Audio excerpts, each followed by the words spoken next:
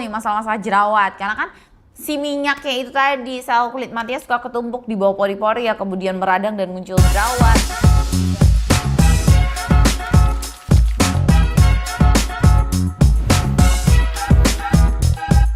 Hai guys, welcome back to my YouTube channel. Yay! Nah, di episode kali ini kita akan membahas tentang permasalahan sejuta umat gitu ya, yang banyak banget mungkin teman-teman itu ngalamin, yaitu adalah kulit berminyak. Nah, ini oily skin itu benar-benar kayak sometimes orang jadi insecure, sometimes orang nggak nyaman karena wajahnya kelihatan bukan glowing ya, tapi lebih kayak berkilau gitu kan. Terus juga makeup jadi nggak nempel dan lain sebagainya. Oke, tapi percayalah di balik musibah itu ada anugerah ya. Apa itu anugerahnya? Jadi anugerahnya itu adalah kalian yang punya wajah berminyak itu biasanya akan tampak lebih awet muda. Kenapa ya? Karena kalian punya ibaratnya pelumas alami lah, pelembab alami di wajah kalian gitu, dibandingin sama orang-orang yang kulitnya kering. Kita yang harus effort gitu untuk reapply pelembab. Terus fine lines itu kan lebih mudah muncul pada orang-orang yang kulitnya kering. Jadi buat kalian yang kulitnya berminyak, jangan sedih karena tadi aku bilang di balik musibah itu ada anugerah gitu ya. Cie. Oke. Nah, kita akan start dengan membahas gejala-gejala yang biasanya dihadapi sama teman-teman yang kulitnya itu berminyak. Yang pertama itu biasanya pori-porinya akan terlihat lebih besar ya, karena kan daya tampungnya kan lebih banyak gitu ya. Terus juga akan kelihatan lebih mengkilap, kayak lebih becek. Terus sometimes juga muncul nih masalah-masalah jerawat, karena kan si minyaknya itu tadi, sel kulit matinya suka ketumpuk di bawah pori-pori ya, kemudian meradang dan muncul jerawat. Terus juga muncul filamen sebasea atau yang putih-putih itu, whitehead, blackhead, itu sering banget muncul. Dan biasanya tuh kondisi ini tuh akan lebih gampang muncul gitu, misalnya saat ngalamin masa pubertas. Atau juga kalau cewek-cewek tuh saat PMS ya, jadi kalau udah mau menjelang mens, nah panen tuh biasanya ya jerawat-jerawat di wajah. Atau juga saat stres nih, entahnya lagi putus cinta atau justru lagi jatuh cinta, muncul dah tuh si jerawat-jerawat gitu. Nah, dan biasanya juga paling sering muncul adalah teman-teman yang lagi traveling. Karena kan perubahan cuaca yang cukup ekstrim ya, kadang dari yang humidity-nya rendah ke humidity tinggi ke rendah. Atau justru kalian datang ke area-area yang humidity-nya tinggi, atau yang terlalu dingin, terlalu panas dan lain sebagainya gitu. Makeup juga yang terlalu lama sometimes itu bikin jerawat itu lebih gampang muncul. Nah, jadi sebenarnya apa sih yang membuat kulit wajah seseorang itu jadi lebih berminyak? Nah, di dalam kulit kita itu kan ada yang namanya kelenjar sebum atau si kelenjar yang dia itu memproduksi minyak. Nah, level dari aktifnya si kelenjar minyak atau si kelenjar sebum ini setiap orang itu berbeda-beda. Ada yang aktif banget, ada yang kurang aktif. Nah, kalau yang aktif banget ya dia akan memproduksi minyak itu lebih banyak. Sedangkan kalau yang nggak terlalu aktif ya dia kayak aku ini nih, aku kadang nggak relate nih sama kulit berminyak karena tipe kulit aku tuh sangat kering dan sensitif, jadi kayak kekurangan minyak guys. Kadang aku kalau skin analyzer tuh kelihatan sebumnya dikit banget. Mungkin kalian berpikir kayak enak ya, sometimes itu juga nggak enak karena kayak rasanya pengen, ayo dong sebum gue aktif gitu ya, biar kita punya pelumas alami gitu. Walaupun ya pengennya normal ya, kulit tuh nggak terlalu aktif juga nggak terlalu nggak aktif gitu. Jadi itu setiap orang itu beda-beda. Oke. Sebum itu tuh sebenarnya kenapa tadi aku bilang ya, kadang kita tuh pengen sebum kita itu aktifnya tuh normal aja gitu, nggak terlalu aktif yang membuat kulit jadi berminyak, atau juga jangan terlalu nggak aktif karena itu akan membuat kulit kita tuh kering. Karena sebum itu sebenarnya penuh dengan ceramide yang diproduksi sama tubuh kita sendiri, yang fungsinya tuh untuk melindungi kulit nih dari faktor-faktor eksternal. Salah satunya juga dari paparan sinar matahari, dan juga dia menjaga kelembapan kulit. Karena untuk kita itu kulitnya sehat, untuk kita tuh kulitnya terlihat lembut, glowing, plumpy, kita tuh butuh pelembab. Jadi dan juga yang untuk melindungi kulit kita dari sunburn dan lain sebagainya, itu justru pelembab itu juga penting. Makanya ceramide itu penting banget.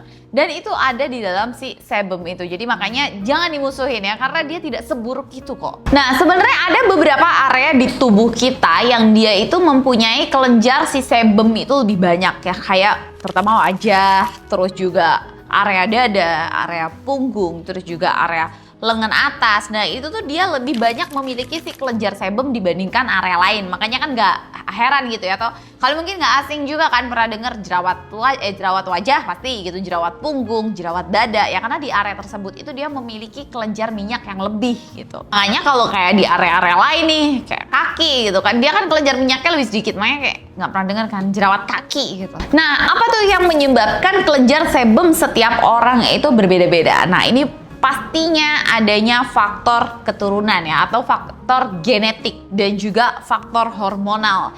Jadi genetik itu adalah kecocokan gen gitu, karena kan kita mewarisi gen dari orang tua kita. Nah disitulah yang kemudian menentukan bagaimana tubuh kita itu bekerja, dan salah satunya si sebum itu. Jadi kalau misalnya kalian punya orang tua yang memang cenderung mereka punya kulit yang berminyak dan juga mudah berjerawat, maka kamu anaknya pun juga memiliki resiko tersebut gitu. Jadi tadi kecocokan genetik dan juga hormon. Nah kan setiap orang itu kan aktivitas hormonnya dalam tubuh beda-beda. Nah ini juga yang akan menentukan si aktif enggaknya si kelenjar sebum itu. Tapi kalian harus ingat bahwa ada loh kemungkinan kulit itu berminyak itu disebabkan karena dehidrasi juga. Kok bisa gitu ya? Jadi ketika kulit itu dehidrasi atau terlalu kering, dia akan memberikan sinyal kepada si kelenjar minyak untuk dia itu memproduksi minyak yang lebih banyak nih. Makanya kenapa? Jadi bukan berarti kalau orang yang kulitnya itu berminyak dia nggak butuh pelembab, karena dia juga butuh dilembabkan supaya si kelenjar minyak yang ada dalam tubuhnya itu nggak terlalu aktif, yang akhirnya nanti dia memproduksi minyak yang banyak. Jadi makanya setiap kulit itu dia itu setiap jenis kulit ya, entah itu normal, oily, sensitif ataupun juga berminyak gitu ya. Normal, oily, sensitif atau normal, oily, sensitif ataupun juga kering ya, dia tuh tetap butuh nih pelembab. Hanya cara pemakaiannya dan sometimes jenis pelembabnya itu yang berbeda-beda.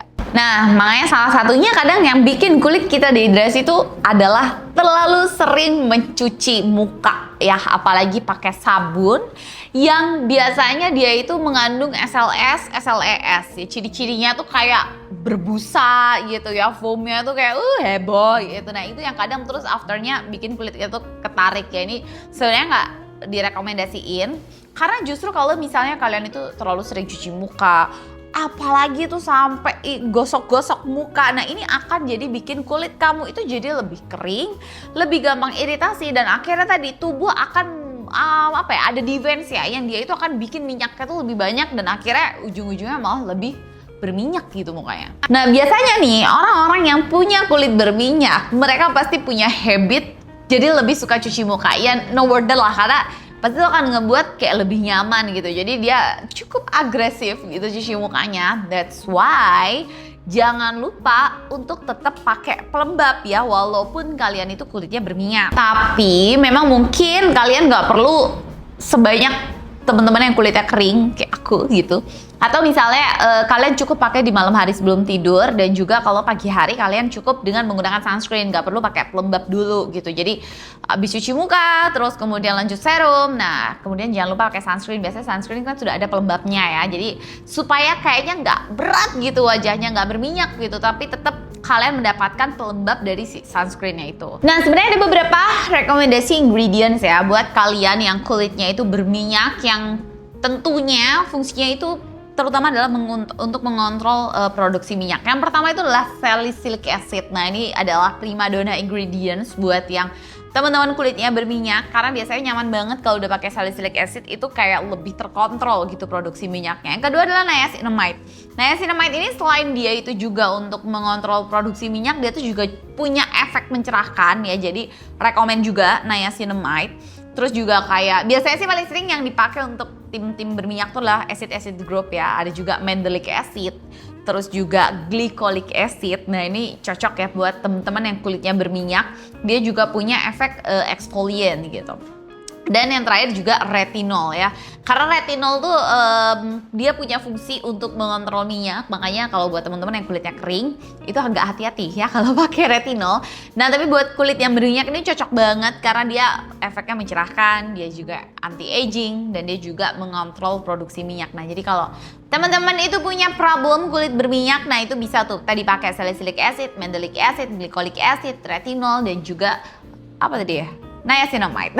Oke. Nah, sekarang kita masuk ke product recommendation. Oke, produk rekomendasi ini sebenarnya adalah produk yang menurut aku bagus. Aku juga riset banyak yang merekomendasikan produk ini, jadi cocok banget untuk kalian pakai, terutama buat yang kulitnya oily. Aku pun beberapa produk ini aku udah sempat pakai, walaupun aku tidak pakai secara long last karena lagi-lagi kulit wajah aku ini kering banget, jadi aku tidak terlalu relate dengan produk-produk yang untuk oily skin. Oke, yang pertama aku rekomendasiin ini adalah produk retinolnya dulu. Ini cakep banget ya, ini bagus banget buat kalian yang tipenya oily skin. Adalah CeraVe Resurfacing Retinol Serum. Nah ini kalau kalian lihat ya, jadi aku memang I'm a big fan of produk-produk kayak CeraVe. Apalagi kalau kalian tahu moisturizer yang dia krimnya itu kayak gitu, kayak itu kayak ibaratnya kalau muka gue tuh lambung kosong tuh kayak langsung dikasih makan penuh gitu, buset sampai kesenggol. Itu karena kayak wajah aku tuh kan kering, jadi kalau aku udah pakai moisturizer tuh kayak best gitu. Nah kalau yang ini adalah Resurfacing Retinol Serumnya, ini juga bagus, ini juga gentle, dan retinol yang aku bilang dia itu bisa untuk mengontrol produksi minyak. Jadi kalau misalnya kalian itu mau pakai retinol, aku rekomendasiin si CeraVe ini cocok buat kalian yang kulitnya itu berminyak.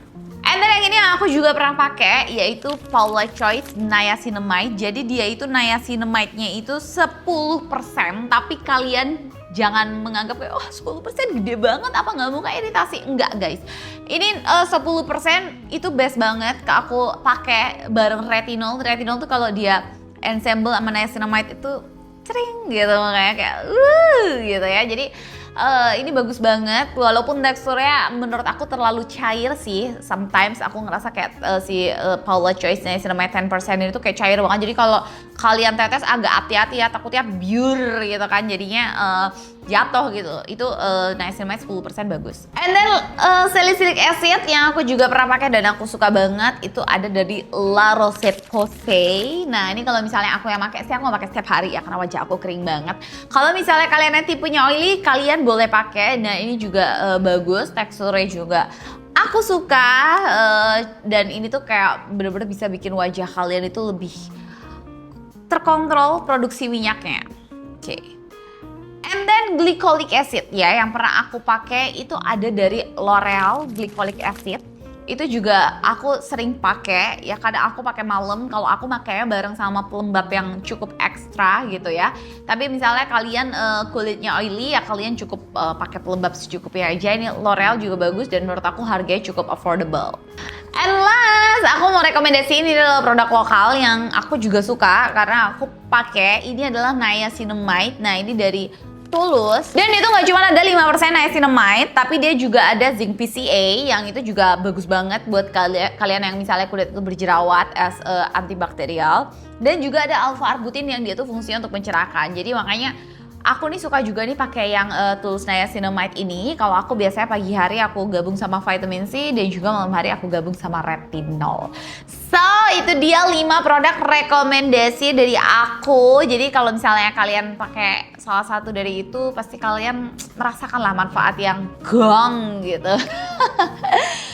Oke, jadi sekian guys tadi pembicaraan kita tentang oily skin dan how to treat oily skin, and then produk rekomendasi dari aku. Dan kalau misalnya kalian ada pertanyaan atau kalian ada suggestion for the next topic, just left the comment below. Nanti aku bakal bacain, dan siapa tahu itu komen-komen kalian bisa jadi inspirasi aku kira-kira next topic apa ya. Gitu aja kalau gitu. Thank you so much yang udah nonton. Don't forget to like, comment, share, and subscribe. And see you, bye-bye.